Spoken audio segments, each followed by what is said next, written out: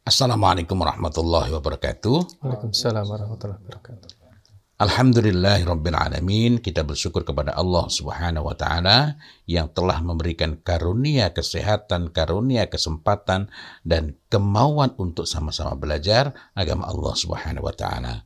Salawat dan salam bagi baginda Rasulullah Muhammad sallallahu alaihi wasallam. Tidak berpanjang kalam, kita lanjutkan perbincangan kita.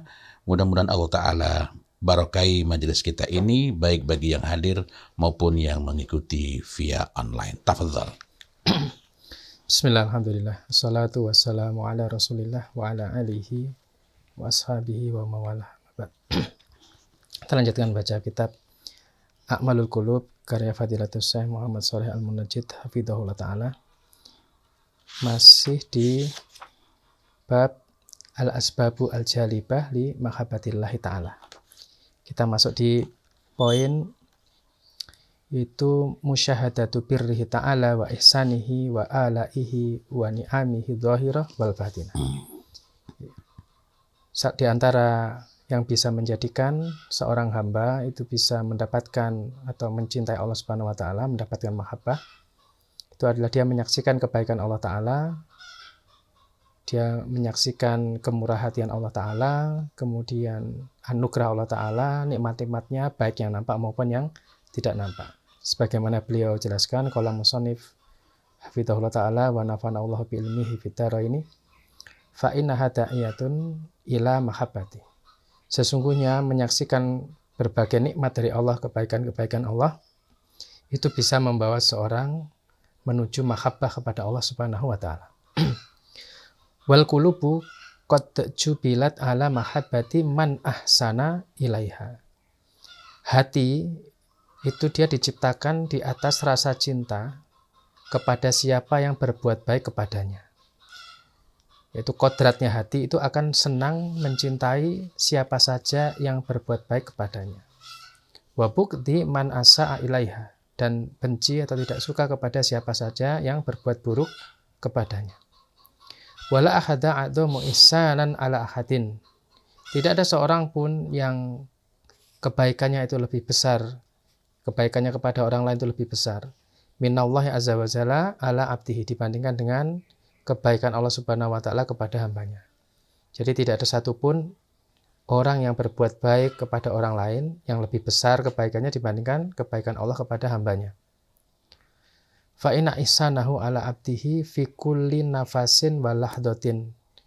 Karena kebaikan Allah kepada hambanya itu ada pada setiap tarikan nafas dan dalam kejapan mata. Wal abdu yataqallabu fi ni'amir rabbi daiman fi kulli ahwali. Hamba ini berbolak-balik. Maksudnya kalau kita obah saobah ya bahasa Jawanya. Hamba itu obah saobahnya, setiap geraknya itu selalu berada dalam nikmat Allah Subhanahu wa taala. Di setiap keadaan dia. Fayakfi al-abdu an ya'lama anna Allah Subhanahu yan'amu fi kulli yaumin wa lailatin arba'atan wa isrina alfa ni'matin. Dan cukuplah seorang hamba itu dia mengetahui bahwasanya Allah Subhanahu wa taala itu memberi dia nikmat di setiap hari itu tidak kurang dari 24.000 nikmat.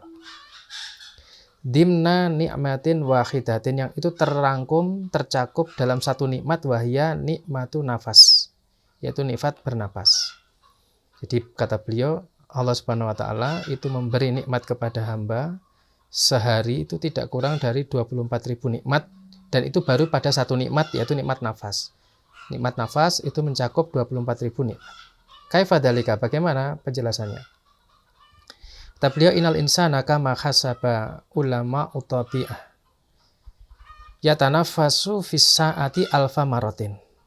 Sesungguhnya manusia itu sebagaimana penjelasan para ahli ilmu pengetahuan, mereka itu bernafas dalam setiap jam itu tidak kurang dari 1000 kali. Fafil arba'i wa isrina sa'atan yatanafasu arba'an wa isrina alfa marratin. Sehingga ketika dia bernafas selama 24 jam itu menjadi 24.000 kali. Fahadihi arba'u wa isruna alfa nikmatin. Maka ini menjadi 24.000 nikmat. Fil yaumi wal wahidi, yaitu pada satu hari saja. Famadonnu bini amil ukhra, maka bagaimana juga dengan nikmat-nikmat yang lain. Allah Ta'ala berfirman, wa in ta'uddu nikmatallahi la tuhsuka. Jika kalian menghitung-hitung nikmat Allah, maka kalian tidak bisa menghitungnya. Nah, ini ada sedikit tambahan catatan. Allah menggunakan kata di awal wa in ta'uddu, jika kalian menghitung-hitung. Jadi ta'uddu di sini itu menyebutkan bilangan-bilangan 1, 2, 3 dan seterusnya. Tapi di akhirnya la tuhsuha, itu kalau di Indonesia kan diterjemahkan niscaya kalian tidak bisa menghitungnya. Nah, tuhsuha itu menghitung secara detail yang diketahui jumlah totalnya. Jadi kata tuhsuha itu dari kata ahsa yuhsi ihsaan. Ahsa huwa at-tasyai'a wa dabatahu wa ahata bihi khifdon wa ma'rifatan. Jadi dia itu menghitung sesuatu sampai pada membatasinya dan mengetahui jumlahnya. Wa aslul kalimati ma'khudun minal khassa. Kata tuhsuha atau ahsa itu sendiri berasal dari kata al-khassa, yakni sigharul hijarah, kerikil, batu kecil atau kerikil. Li'anal araba qadiman kanu yastakmalunaha fil addi wal hisab. Karena orang Arab zaman dahulu itu menggunakan kerikil untuk menghitung. Nah, di sini dalalatul makna fil lughah. Jadi makna ahsa sendiri dalam tinjauan bahasa itu tidak kurang dari 3. Yang pertama, al-addu wal hisabu, yaitu menghitung, ai addahum wa arrafa miqdarahum. Jadi menghitung dan mengetahui berapa totalnya. Kemudian al-ihatatu wad-dabtu, yaitu idza ahata bihi sumulan bila ghaflatin.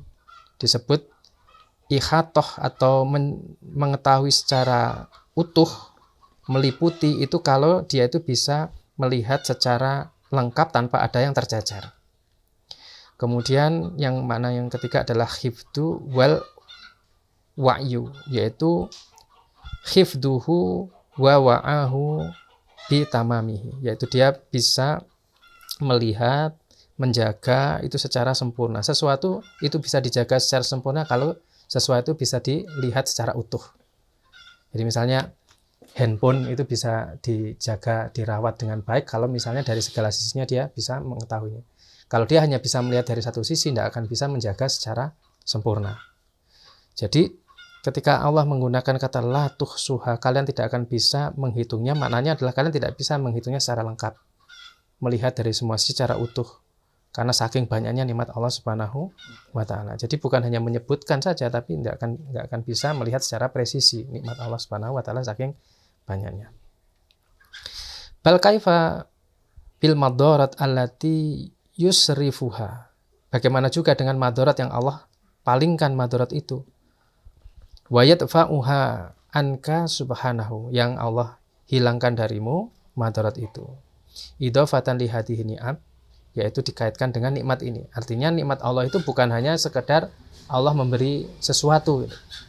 Jadi yang disebut nikmat itu bukan hanya sekedar kita tidak punya kemudian diberi sesuatu oleh Allah, sebagaimana kita bisa bernafas atau kita punya mata dan seterusnya. Tapi Allah menghindarkan kita dari madarat, itu juga nikmat.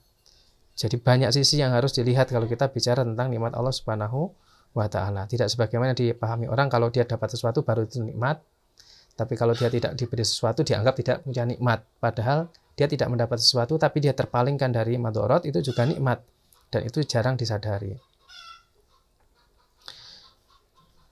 Kemudian faqad wakala subhanahu laka khafadatan yakhfidunaka. Dan Allah Subhanahu wa Ta'ala telah mewakilkan untukmu, yaitu khafadatan, yaitu maknanya adalah malaikat.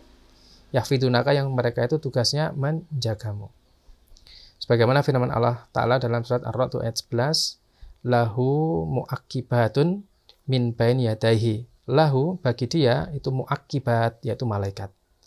Jadi dia itu ada malaikat-malaikat, min baini yadayhi, ada dari depannya, wa min khalfi, dari belakangnya, yahfadunahu min amrillah, yang malaikat itu menjaga dia, itu sesuai dengan perintah Allah Subhanahu wa Ta'ala. Wallahu yakla'una billail, dan Allah juga melindungi kita, menjaga kita di malam hari, wan nahari, dan di siang hari. Sebagaimana firman Allah Ta'ala, kul man yakla'ukum billaili wan nahari minar rahman. Katakan Muhammad, siapa yang menjaga kalian di malam hari dan di siang hari, minar rahman, di arah maknanya adalah min adabi ar-rahman, dari adab ar-rahman. Siapa yang menjaga kalian, melindungi kalian dari adab ar-rahman di siang dan malam hari. Kemudian wal attiba'u yakuluna, para ahli kesehatan, para dokter, mereka mengatakan inna wasailal isobati bil amarati muta'addidatun. Sesungguhnya media atau perantara penularan penyakit itu ada banyak. Wa kasiratun jiddan, bahkan sangat banyak. Walakinnana la na'lamu kaifa intafa'at anna asyururu. Tapi kita tidak tahu bagaimana penyakit-penyakit, bahaya-bahaya itu bisa dipalingkan, kita bisa terlindung darinya. Innaha nikmatullahi alaina, semata-mata itu adalah nikmat Allah untuk kita. Wa fadluhu, juga fadilah Allah untuk kita. Fahuwa subhanahu al-mun'imu bil kala'ah. Allah Subhanahu wa ta'ala itu adalah yang beri nikmat dengan memberikan perlindungan, wal khifti, penjagaan, wal khirasati, yaitu pengawalan. Fahuwa yakhfadu ibadahu, Allah Subhanahu wa ta'ala yukhfidu, menjaga ibadah hambanya, wala khafidu wairuhu, tidak ada penjaga selain Allah Subhanahu wa ta'ala. Sebagaimana firman Allah Ta'ala, Fallahu khairun khafidun wa huwa arhamur rahimin. Allah adalah sebaik-baik menjaga dan Dia yang paling menyayangi.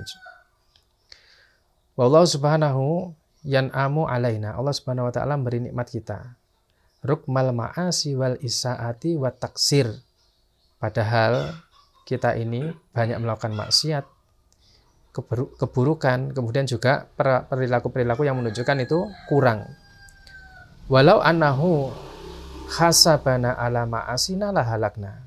Andai saja Allah Subhanahu wa ta'ala itu mempertimbangkan maksiat kita, itu menjadikan misalnya diberi nikmat kalau tidak maksiat, atau maksiatnya kadarnya cuma sekian misalnya, la halakna, maka kita akan binasa.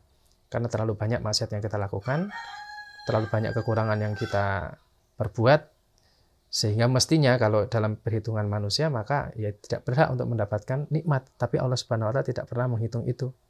Allah Subhanahu wa ta'ala tetap memberikan kita nikmat meskipun kita ini banyak maksiat, banyak berbuat buruk, bahkan banyak melakukan kekurangan.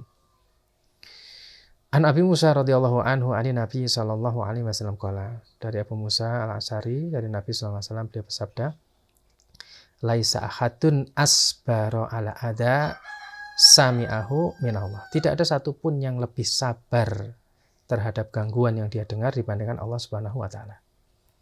Innahum layad'una lahu waladan. Mereka orang-orang kafir itu mengklaim Allah itu punya anak.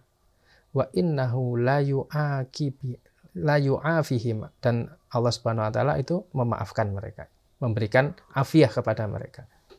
Wa yarzuquhum, dan tetap memberikan rezeki kepada mereka. Meskipun dituduh Allah itu punya anak, meskipun dikatakan misalnya alam ini tidak ada yang menciptakan, tercipta dengan sendirinya, dan seterusnya, perkataan-perkataan yang itu meniadakan eksistensi Allah, kebesaran Allah, tetap saja Allah itu memberikan nikmat kepada orang-orang tersebut. Sehingga kata Rasul, tidak ada satupun yang lebih sabar menahan gangguan yang dia dengarkan daripada atau dibandingkan dengan Allah Subhanahu wa ta'ala. Dengan begitu banyak perkataan yang batil terhadap Allah, tetapi Allah tetap memberikan rezeki dan tidak langsung membinasakan.